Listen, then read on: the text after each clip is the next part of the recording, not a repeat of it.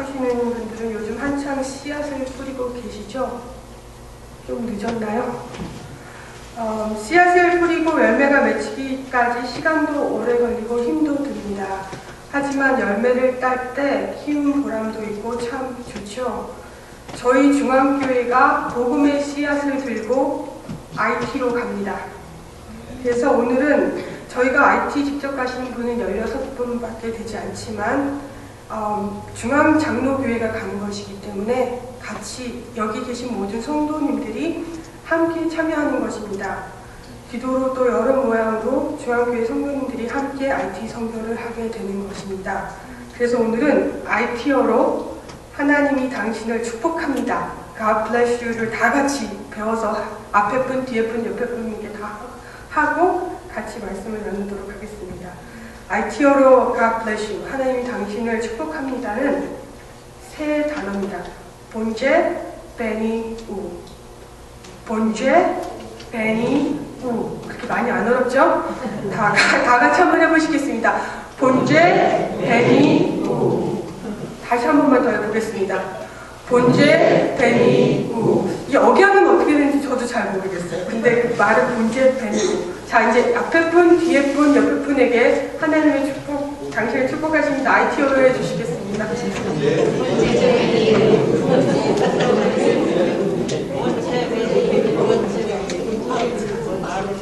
본제, 베니, 우. 하나님의 축복이 IT 선교에 참여하는 중앙교회 성도님 모두에게 함께 하시길 바랍니다. 오늘은 회복이라는 제목으로 말씀을 나누겠습니다. 요한복음 3장 16절은 너무나도 유명한 성경 구절입니다. 어린 아이들로부터 시작해서 거의 모든 교인들이 외우는 성경 말씀입니다. 그리고 이 말씀 속에 하나님이 우리 모두를 회복으로 이끄시는 비밀이 담겨 있습니다. 아담과 이브로부터 시작되었던 인류의 질성은 끝이지 않고 계속됩니다. 담임 목사님과 함께 사사기 강해로부터 보았지만 이스라엘 민족은 죄를 짓고 회개하고 다시 하나님과의 관계를 회복하는 일을 반복합니다. 죄를 짓고 회개하고 다시 하나님과의 관계를 회복하는 일은 이스라엘 민족에게만 국한되어 있는 것이 아닙니다. 우리 모두가 이스라엘 민족과 똑같은 일을 하고 또 하고 있습니다. 이러한 우리에게 하나님은 극약을 처방하십니다. 이러한 우리를 죄로부터 자유해지고 하나님과의 끊어진 관계를 회복시키시기 위해 최후의 방법을 사용하십니다.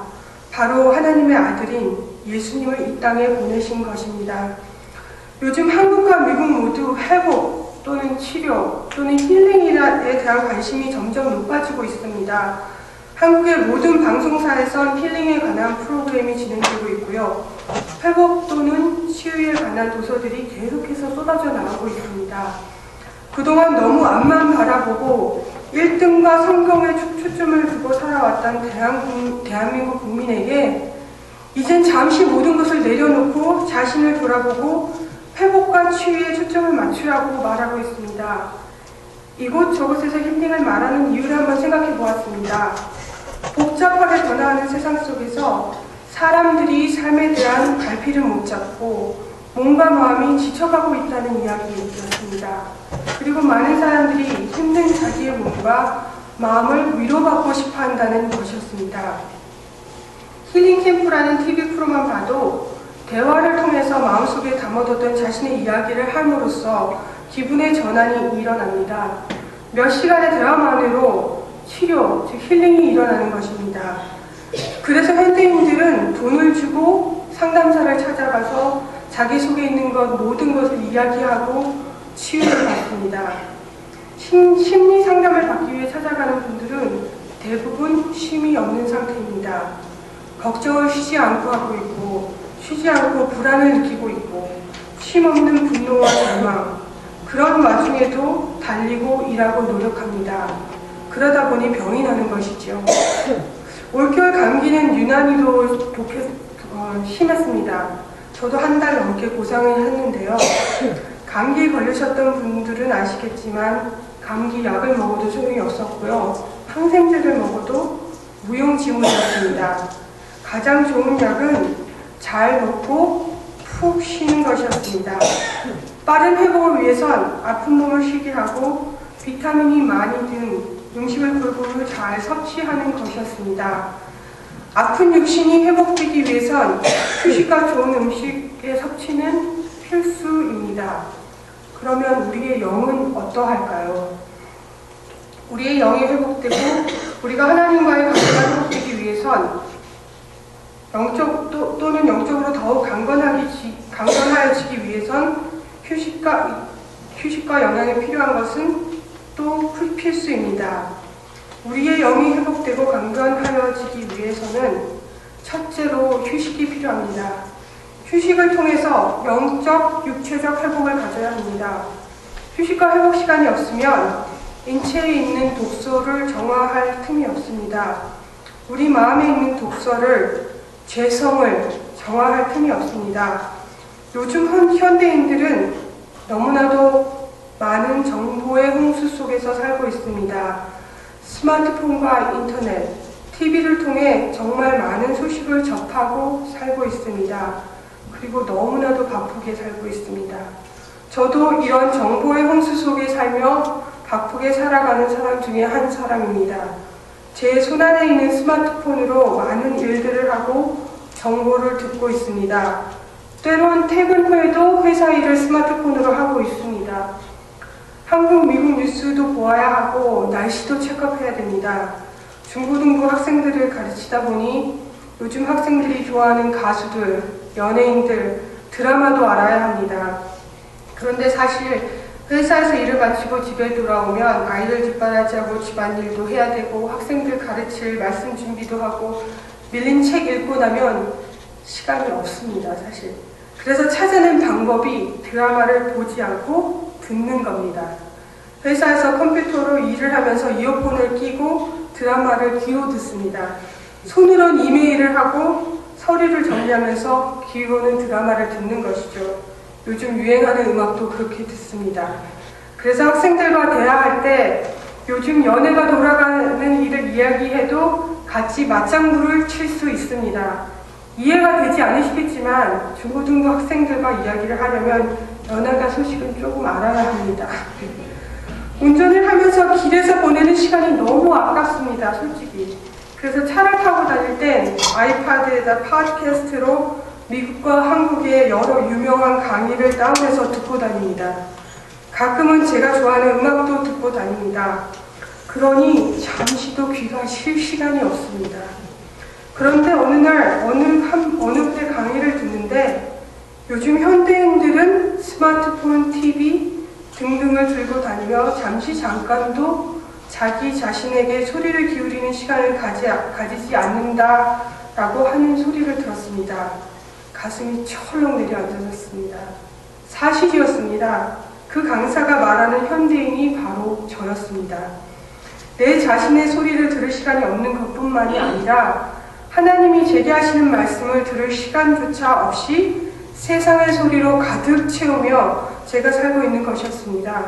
그리고 하나님과의 대화도 너무 짧게 정말 용건만 간단히 하고 있었던 것이었습니다.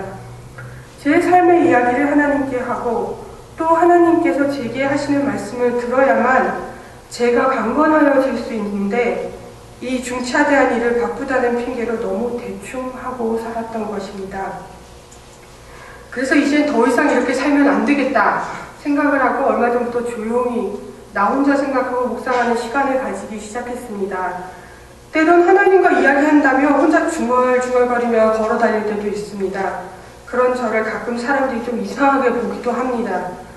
날씨가 풀리고부터는 건물 안에 차 안에 있는 것이 아니고 하나님이 만드신 자연으로 나아가 자연을 보며 조용히 있는 시간을 가지기 시작했습니다. 어느 날 회사 뒤 호숫가를 걷고 있었는데 바스락 소리가 갑자기 들리는 겁니다. 그 소리를 듣고 이것이 사슴인지 뱀인지 도저히 알 수가 없어서 꼼짝을 못하고 서 있었습니다. 일부러 전화기를 안 들고 나아갔으니 전화도 할 수 없고 소리를 지른다 해도 건물 안에 있는 사람들이 그 소리를 듣고 나올 수도 없을 터이고 무섭기도 하고 어떻게 해야 될지 사실 앞이 깜깜했습니다. 한참을 움직이지 못하고 기다렸는데 아무것도 나타나지 않는 겁니다. 그래서 자세히 보니 마른 나뭇잎들이 바람에 부딪혀 나는 소리였습니다. 그 소리가. 나뭇잎 부딪히는 소리도 못 알아듣고 놀라는 저의 모습을 보고 또 한 번 놀랐습니다. 자연을 자주 접한 사람이 보았으면, 아마 미국 원주민이 보았다면 한참을 보고 웃었을 것 같습니다. 컴퓨터 소리, 그 외에 각종 전자기기 소리엔 너무 익숙한데 대자연의 소리가 너무 낯설기만 한 저의 모습을 보곤 갑자기 이런 생각이 들었습니다. 하나님이 내게 하시는 말씀을 귀 기울여서 듣지 않는다면 하나님의 음성이 정말 낯설어지겠구나. TV 소리와 인터넷, 명강의, 음악 소리에만 익숙해 있다가는 하나님이 내게 말씀을 하실 때 정작 하나님의 음성은 못 알아들을 수도 있겠구나 하는 생각이 들었습니다. 하나님과의 관계에서 여러분은 얼마나 하나님이 여러분에게 하시는 말씀에 귀 기울이고 계십니까? 세상의 여러 가지 복잡한 소리들 때문에 하나님의 소리가 잘 들리지 않는 건 아니신가요? 여러분이 집안에 계실 때 바깥에서 비가 내리고 있다면 비가 내리는 소리가 잘 들리지 않을 겁니다. 커다란 건물 안에 있을 땐 건물 밖으로 나올 때까지 비가 오고 있다는 사실을 모를 수도 있습니다. 한 번은 제가 작은 아들을 데리고 캠핑을 갔었습니다. 밤새도록 비가 오는데 텐트에 부딪히는 그 빗방울 소리가 얼마나 크고 명확하게 들리든지 밤새 잠을 뒤치락거리면서 자다가 깨다가를 반복했습니다. 텐트엔 비가 들어오지도 않았고요. 아침에 일어나 보니 땅은 촉촉하게 젖었지만 홍수가 난 것도 아니었습니다. 여러분, 텐트가 얼마나 얇은 비닐로 만들어졌는지 알고 계시지요? 집안이나 건물 안에 있을 땐 잘 들리지 않던 비소리가 벽이 얇다 보니 너무나도 크게 들리는 겁니다. 이걸 보면서 또 한 가지 깨달은 게 있습니다. 세상의 소리들이 벽을 이루어 하나님과 나 사이에 오가는 소리들을 하나씩 차단하고 있다는 것을 깨닫게 된 것입니다. 사랑하는 여러분, 이젠 세상의 소리들을 하나씩 끄십시오. 세상의 소리의 볼륨을 줄이시길 바랍니다. 그래야 하나님이 우리에게 말씀하시는 그 음성이 들립니다. 필요하다면 혼자 조용히 동네라도 한 바퀴 돌고 와야 합니다. 필요하다면 혼자 조용히 옷장 안에라도 들어가야 합니다. 여러분과 하나님이 조용히 독대할 수 있는 휴식의 시간이 필요합니다. 조용히 쉬면서 하나님의 음성을 듣는 그 시간이 필요합니다. 하나님은 우리에게 조용히 말씀하십니다. 열왕기상 19장에 보면 엘리야에게 하나님은 바람, 지진, 불로 오지 않으셨고 세미한 음성으로 오셨다고 했습니다. 휴식의 시간을 통해 우리의 영과 육이 회복됩니다. 그 휴식 시간이 있어야만 영적 침체를 극복하고 피할 수 있는 것입니다. 그 휴식 시간이 있어야만 하나님과 우리 사이의 관계가 회복되고 예수님 십자가를 통한 회복이 있게 되는 것입니다. 요즘 우리 몸의 독소를 제거한다고 가끔들 디톡스를 합니다. 우리 영을 맑게 하기 위해서는 우리 주변의 모든 소음들로부터 디톡스해야 합니다. 여러분 주변에 있는 모든 소음들을 이제 잠시 꺼두셔도 좋습니다.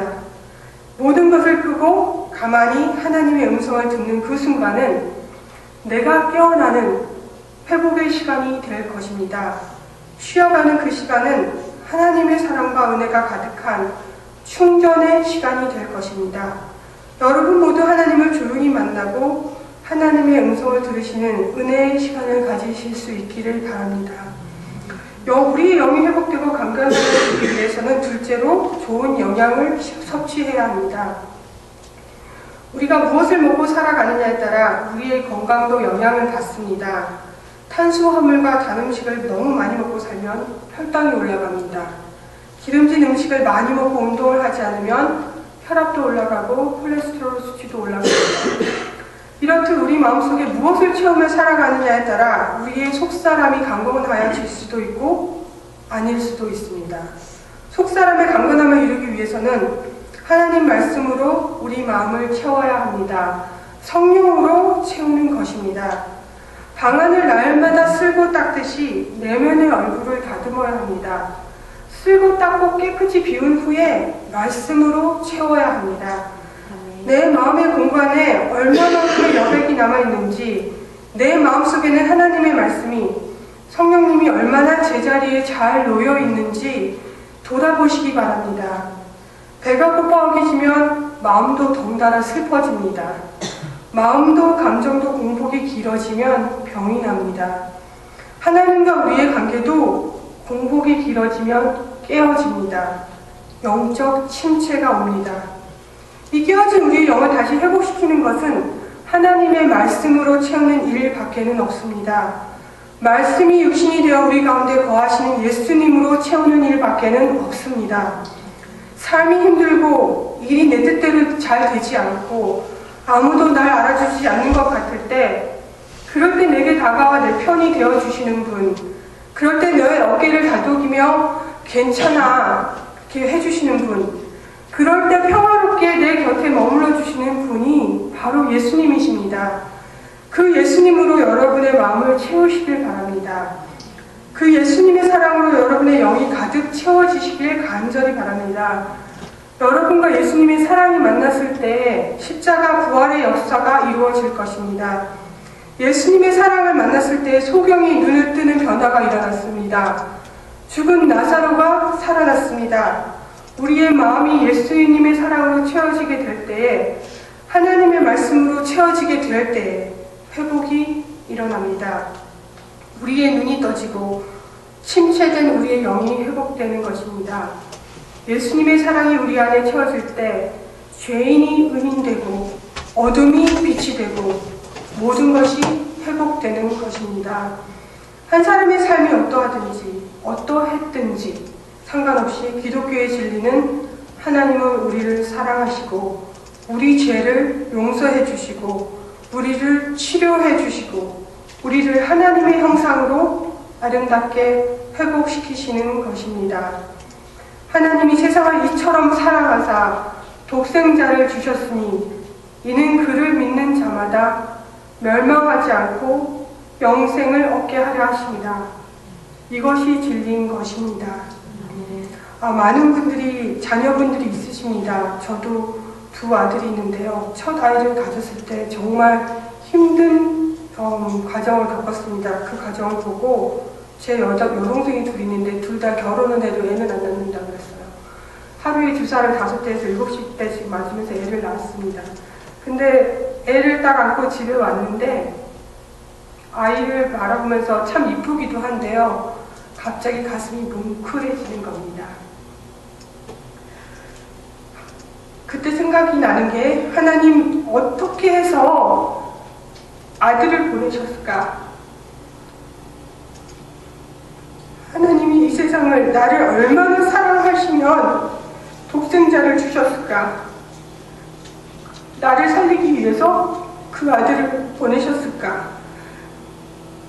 그 은혜가 너무 크다는 것을 그때 처음 아이를 안고 처음 깨달았습니다. 사실 오늘 말씀의 결론을 맺겠습니다. 이사야 53장 5절에서 6절은 이렇게 말합니다.